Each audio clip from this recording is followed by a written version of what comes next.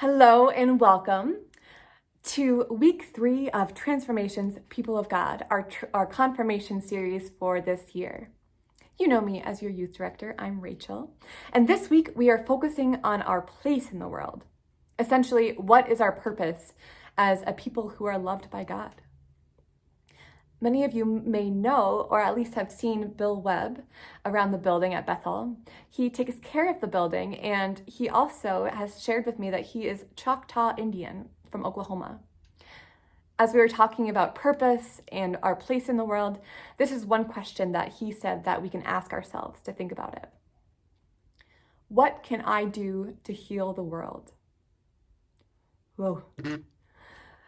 That's a big question. But to that, I would say, start with yourself. When you're thinking about your place in the world, your purpose, the first thing we can do is to set our vision, to get a clear picture of what's actually going on. We have developed these lenses, basically like goggles, through which we have learned to see the world, others, and ourselves. We are taught from basically when we're babies that the world is a scary place with mean people, and that we don't deserve to be treated with love. We learn things from our environment without even knowing it. So the first thing for us to do is to refresh our vision, to put on new goggles and to see the world and ourselves in a new way. We could call these our grace goggles. But we use the word grace all the time. What are we talking about, really? Grace is about total mercy and favor and care, unconditional feelings of love toward you, no matter what you've done and no matter who you are. In the same way that God lives inside your heart through the Holy Spirit, grace lives there too. It's part of God. Grace is the part that can make things even clearer, that can help you see the truth of how God's beautiful and pure love changes your vision, so you can see God's love everywhere around you. Think about it. When you have grace goggles on, everything is filtered through this new light of love and acceptance and total forgiveness.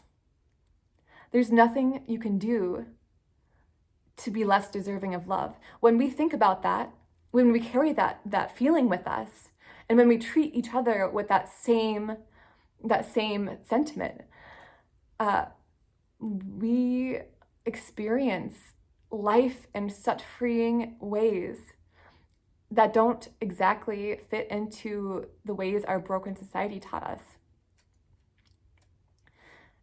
And the good news is that you don't have to create these lenses yourself. These grace goggles, those come from God's eyes. Nothing else gets to tell us who we are. And that's powerful to me because there's a lot of stuff that's trying to tell me who I am. I bet you might feel the same. With media, family, friends, those messages are relentless and they confuse me about who I am. So this is one thing that we're called to do. One mission for each person within our community, our Christian community.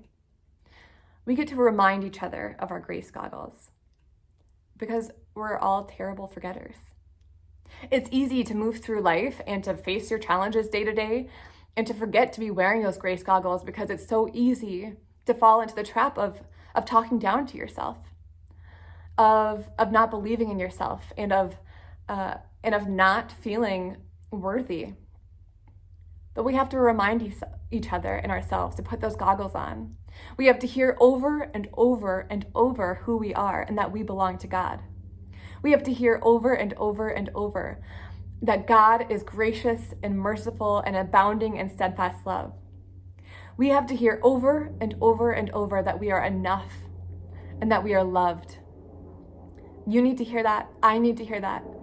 Everyone needs to hear that they belong and that they are loved and that they are deeply worthy of dignity and grace.